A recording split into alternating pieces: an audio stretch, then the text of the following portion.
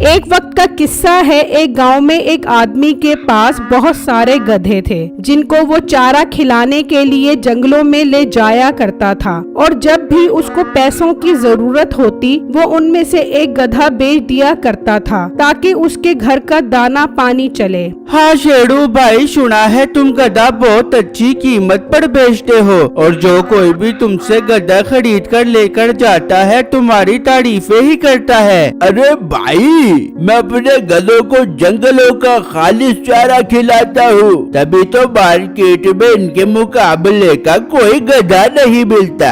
हाँ तो तुम्हारे गधों की सेहत बता रही है कि तुम उनको बड़ा मस्त खाना खिलाते हो। अच्छा फिर तो मुझे गधा दे दो, मैं इसे ले जाकर सवारी का काम लेता हूँ, फिर पता लगेगा कि तुम्हारा गधा कितना बोझ उठा सकता है। हाँ हाँ जरूर ले जाओ, 20,000 रुपए का दूंगा, सवारी भी उठाएगा और तुम्हारे नखरे भी उठाएगा। ठीक है, ये लो 20,000 रुपए गिन लो। फिर वो ग्राहक उस गधे को लेकर चला जाता है और अपने घर लाकर बांध देता है।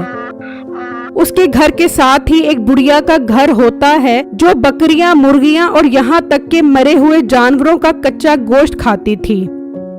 मुझे तो बहुत जोर की भूख लग रही है, कहीं जाकर ढूंढती हूँ, शायद कोई मरी हुई गाय मिल जाए, फिर उसकी आंतरियां निकाल कर खाऊंगी। वो अभी सोच ही रही होती है कि अचानक उसे गधे की आवाज आती है।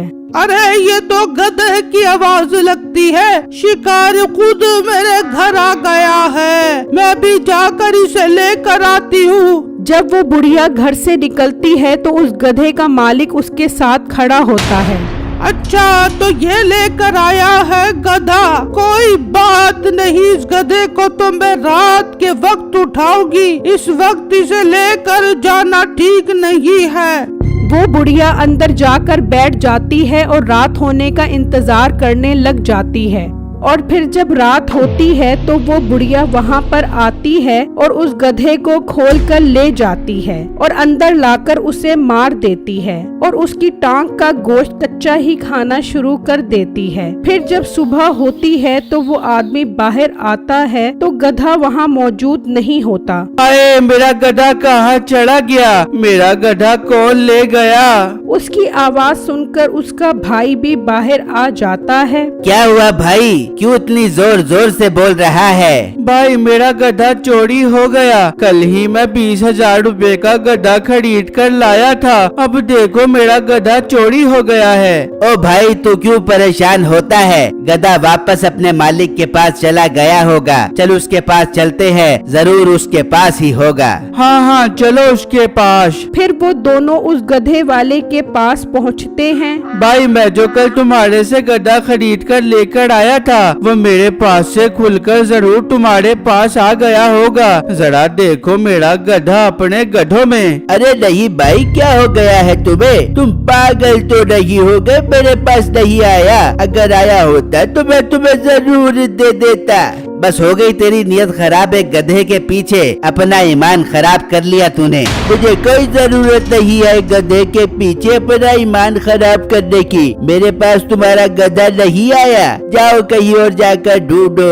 वो दोनों गुस्से में वहाँ से चले जाते हैं और एक जगह बैठकर आपस में बातें करने लग जाते हैं। मीठे गधा उसके पास नहीं है तो मेरा गधा कहाँ जा सकता है? ओ भाई, उसने कहा और तूने मान लिया, वाह रे तेरे एतबार पर मैं कुर्बान जाऊं। तो तू ही बता, गधा तो उसके पास था ही नहीं। मैं मान ही नहीं सकता कि गधा उसके पास न हो, गधा उसके पास ही होगा, उसने छुपा लिया होगा। अच्छा तो फिर हम अपना गधा कैसे हासिल करेंगे? मेरी बात गौर से सुन, जब वो जंगल में गधे चराने जाएगा तो हम भी उसका पीछा करेंगे, देख ली उसने गधा जंगल में ही कहीं छुपाया होगा। ठीक है, हम कल ही उसका पीछा करेंगे। वो बातें कर रहे होते हैं कि रात हो जाती है।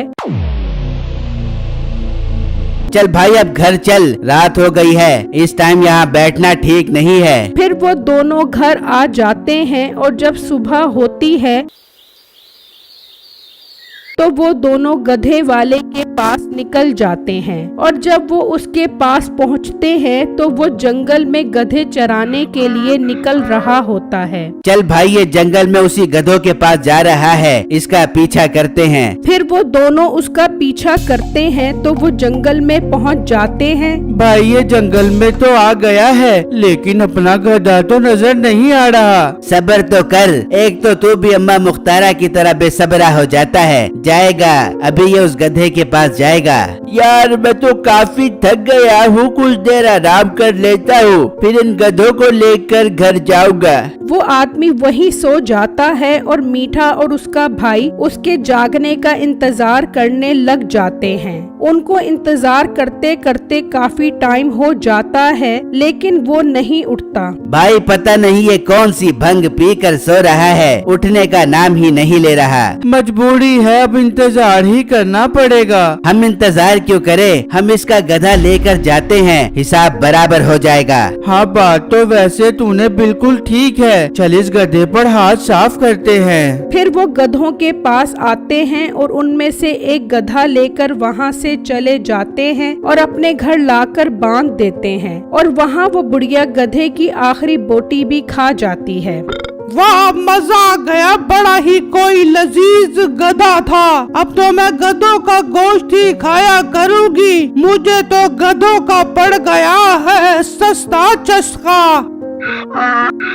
वाह वाह, क्या बात है, ये तो गधे खुद चलकर मेरे पास आ रहे हैं। मुझे तो इन्हें ढूंढने की भी जरूरत नहीं पड़ रही। फिर वो बाहर आती है तो बाहर वही गधा खड़ा होता है। अब मैं अंदर चली जाती हूँ, रात में आकर ये गधा लेकर जाऊंगी। वो बुढ़िया अंदर चली जाती है। भाई तू आज रात बाहर ही सो, ये ना हो कि फिर कोई तेरा गधा चोरी करके ले जाए। हाँ हाँ, मैं आज से अपने गधे की हिफाजत के लिए बाहर ही सोया करूँगा। और फिर जब रात होती है तो वो आदमी चारपाई डालकर सो जाता है तो वो बुढ़िया आती है और उसका गधा खोलकर ले जाती है और अंदर ले जाकर उसे मार देती है और उसका गोश्त खाने लग जाती है। फिर जब सुबह होती है,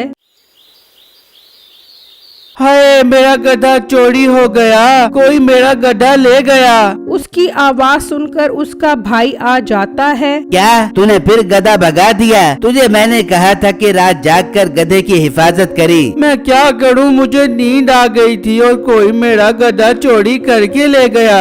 तू चल गधे के मालिक के पास, गधा फिर उसके पास चला गया होगा। और वो दोनों उसके पास पहुंच जाते हैं। ये तूने क्या टोपी ड्रामा बनाया हुआ है? गधा वापस कर, जो तुम्हारे पास आया है हमारा। खैर तो है, मेरे पास कोई गधा नहीं आया, बल्कि कल जंगल में मेरा एक गधा चोरी हो गया है। अपना मुंह लेकर यहाँ से चले जाओ। मैं पहले ही अपना एक गधा चोरी होने की वजह से गुस्से में हूँ, ये ना हो तुम्हें मार मार के गधा बना दूं। वो दोनों उसका गुस्सा देखकर डर जाते हैं और वहाँ से चले जाते हैं, लेकिन किसी का शक भी उस बुढ़िया पर नहीं जाता। इस तरह कई दिन गुजर जाते हैं तो वो आदमी उदास बैठा होता है। क्या हुआ, उदास क्यों बैठा है? कैसे उदास ना हूँ, 20,000 रुपए खर्च करके मैं गधा लेकर आया था, वो ही चोरी हो गया। उदास ना हूँ तो क्या करूँ? अच्छा उदास मत हो, दोबारा जंगल चलते हैं और उसका एक और गधा उठा कर आ जाते हैं, मगर इस बार तूने जाग कर अपने गधे की हिफाजत करनी है। हाँ, अब तो मैं अपने गधे को बिल्कुल अकेला नहीं छोड़ा करूँगा। फिर वो दोनों गधा मालिक के पास निकल जाते हैं और अब तो उस बुढ़िया को भी भूख लगती है। हाय, 2 दिन हो गए, अभी तक गधे की आवाज नहीं आई। लगता है मुझे खुद ही जंगल जाकर गधा लेकर आना पड़ेगा।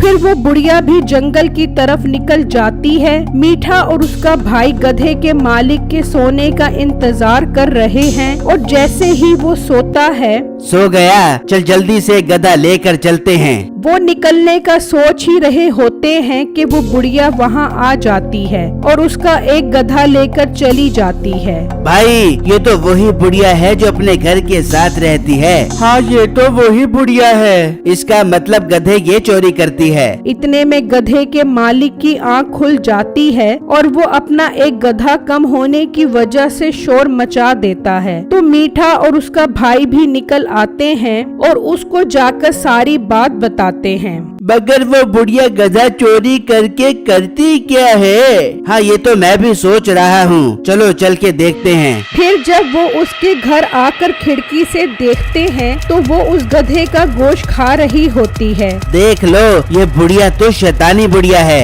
हाँ हमें इसका मसला हल करना पड़ेगा वरना तो वो हमारे सारे गधे खा जाएगी। मेरे पास एक बहुत अच्छा आइडिया है इसको पकड़ने का, बस जैसा कहूँ वैसा करना। ये बुढ़िया ठीक 2 दिन बाद जंगल से दोबारा गधा पकड़ने जाएगी, हमें इसे रास्ते में ही पकड़ना है। फिर वो जंगल की तरफ जाने वाले रास्ते पर जाल बिछा देते हैं और वहाँ खड़े होकर उसका इंतजार करने लग जाते हैं। तो वो बुढ़िया वहाँ आती है और जैसे ही वो जाल पर आती है तो उस गड्ढे में गिर जाती है और मर जाती है। इस तरह उनकी जान उस बुढ़िया से छूट जाती है और वो गधे का मालिक उन्हें इनाम के तौर पे एक गधा देता है।